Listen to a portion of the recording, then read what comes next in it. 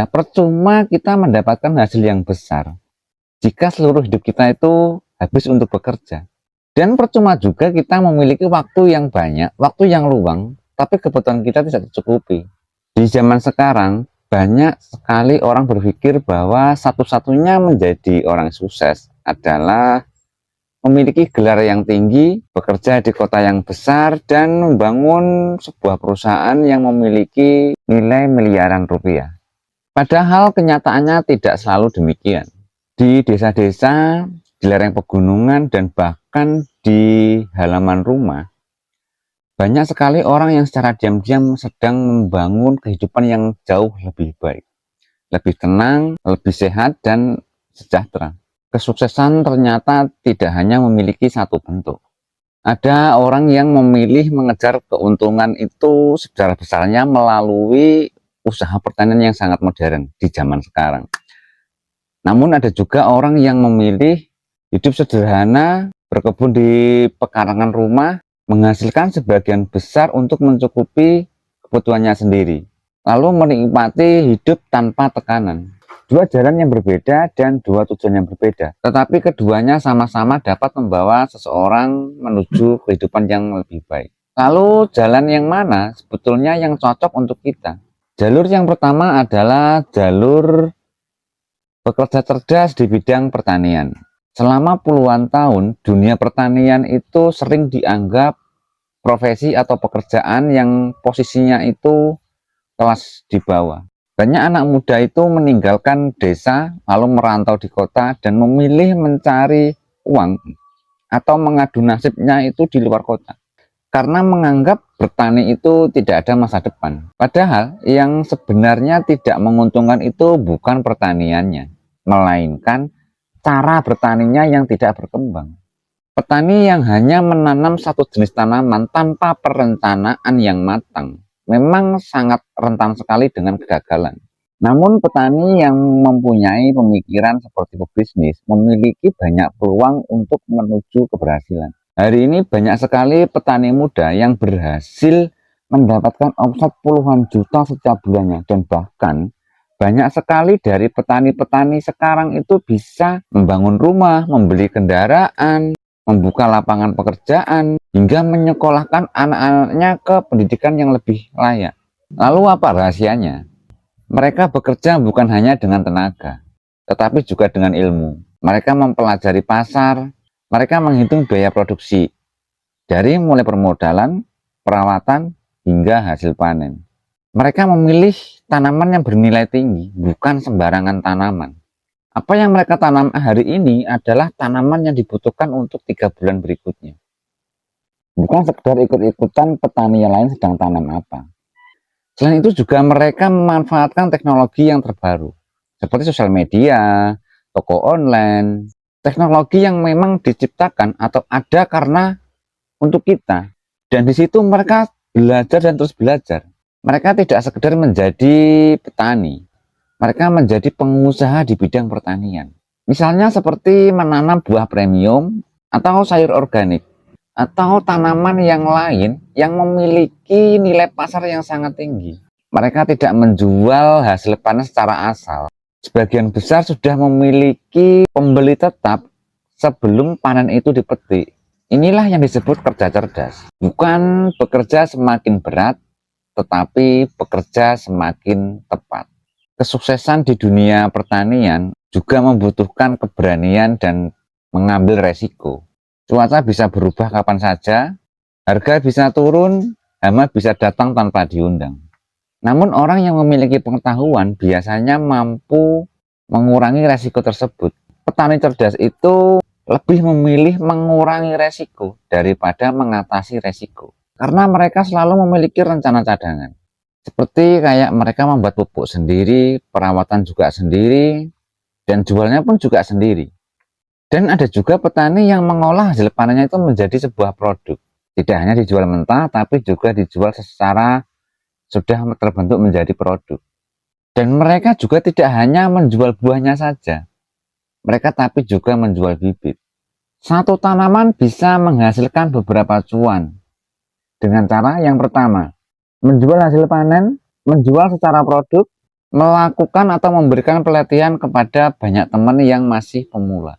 Di situ banyak sekali potensi atau sumber uang atau sumber duit yang akan masuk ke kantong kita apabila kita bisa memanfaatkan peluang yang ada. Inilah pola pikir yang membedakan antara petani biasa dengan petani yang cerdas. Namun tidak semua orang hanya mengejar keuntungan yang besar melulu atau mengejar keuntungan sebesar-besar mungkin. Ada orang yang merasa cukup. Mereka lebih memilih hidup tenang, bangun pagi, menyiram tanaman, merawat tanaman, menanam, dan memanen. Lalu menikmati secangkir kopi sambil menghadap kebun kecil di pekarangan rumah. Mungkin penghasilannya tidak sebesar pertanian yang berada di ladang atau di lahan yang sangat luas. Tetapi pengeluarannya itu jauh lebih kecil dibandingkan orang biasa. Namanya slow living. Hidup yang lebih sederhana, lebih dekat dengan alam, lebih sedikit stres, lebih sedikit pengeluaran, lebih banyak menikmati hidup. Banyak orang yang baru memahami bahwa pentingnya hal ini setelah kita merasakan capeknya bertahun-tahun bekerja. Dan akhirnya kita membutuhkan hidup yang tenang dan akhirnya memilih slow living. Mereka memiliki banyak uang, tapi tidak memiliki banyak waktu. Karena itulah sebagian orang memilih kembali berkebun dan memilih hidup tenang dan slow living di desa. Pekarangan kecil pun sebenarnya bisa menghasilkan banyak uang dan bisa mencukupi kebutuhan dapur kita. Hanya melalui pekarangan rumah saja. Bisa ditanami dengan beberapa sayuran yang sekiranya dapur imam membutuhkannya. Dengan seperti itu, sedikit demi sedikit, pengeluaran rumah tangga mulai berkurang. Hasil panen itu tidak harus dijual, melainkan langsung dikonsumsi. Selain lebih hemat, itu juga lebih sehat. Karena kita sendiri tahu bagaimana tanaman itu tumbuh, bagaimana tanaman itu ditanam, dan bagaimana tanaman itu dipetik. Karena kita sendiri yang menanamnya. Berkebun juga memberikan manfaat yang banyak sekali selain kesehatan, menekan pengeluaran dapur, dan juga ekonomi yang stabil. Dan anak-anak kita pun bisa belajar mendekati dengan alam. Hubungan keluarga pun bisa menjadi lebih dekat karena kita satu keluarga akhirnya bisa satu frekuensi atau satu aktivitas di dalam pekarangan rumah. Semua itu adalah bentuk kekayaan yang tidak terlihat oleh orang lain. Ketenangan, kesehatan, dan juga kesejahteraan. Mana yang lebih baik? Jawabannya tidak ada yang lebih baik. Karena setiap orang memiliki tujuan yang berbeda-beda. Jika kita masih muda, memiliki tenaga, modal, niat belajar, dan ingin membangun aset yang sangat besar, menurut saya mungkin jalur pertama sangat cocok untuk kita. Bangun usaha pertanian, kelola dengan profesional, dan terus berkembang. Namun jika tujuannya adalah hidup lebih tenang atau kita yang sudah dimasuk usia pensiun, mengurangi biaya hidup, menikmati keluarga, dan menjaga kesehatan, maka jalur yang kedua bisa menjadi pilihan yang sangat bijaksana.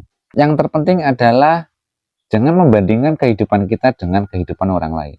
Karena ukuran sukses setiap orang itu berbeda. Dan bahkan sebetulnya dua jalur ini bisa digabungkan.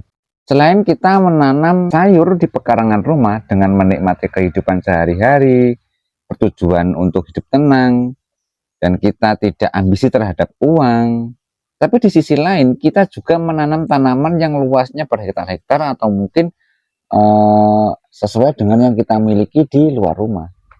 Kita bisa mendapatkan hasil panen yang berlimpah dari ladang atau pertanian yang kita garap atau kita kelola di luar rumah. Tapi kita juga memiliki hasil atau kegiatan yang kita kerjakan di pekarangan rumah. Halaman rumah atau rumah kita hanya untuk menikmati hidup, untuk slow living. Tapi di luar rumah kita juga bisa membangun aset atau membangun bisnis di ladang atau mungkin di sawah. Kita tidak harus memilih salah satu, tapi kita bisa memilih. Tapi kalau menurut saya kita lebih baik memiliki dua-duanya. Kita juga menerapkan hidup slow living, tapi kita juga membangun aset. Karena menurut saya percuma kita mendapatkan hasil yang besar jika seluruh hidup kita itu habis untuk bekerja. Dan percuma juga kita memiliki waktu yang banyak, waktu yang luang, tapi kebutuhan kita tidak tercukupi. Keseimbangan adalah kuncinya. Pada akhirnya kaya bukan berarti banyaknya uang yang berada di rekening kita. Sukses juga bukan hanya tentang besarnya rumah atau mahalnya kendaraan. Kaya bisa berarti memiliki kebebasan hidup. Sukses bisa berarti mampu memenuhi kebutuhan keluarga tanpa rasa khawatir. Di sebagian orang, sukses adalah membangun pertanian yang menghasilkan ratusan juta rupiah.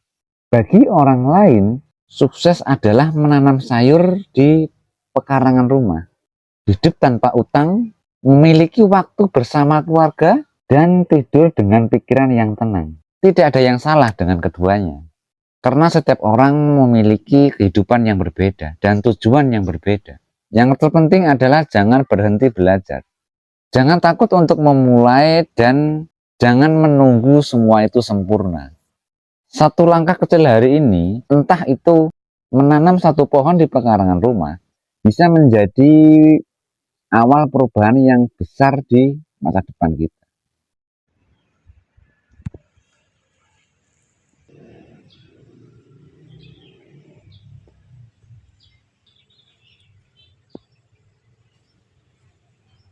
Semoga video ini bisa memberikan inspirasi dan membuka cara pandang baru bahwa menuju jalan yang lebih baik tidak harus di jalan yang sama.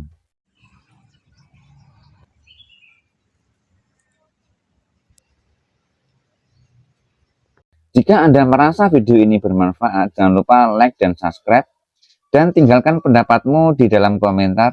Sampai jumpa di video berikutnya. Salam sehat, salam semangat, dan salam sukses, salam edukasi.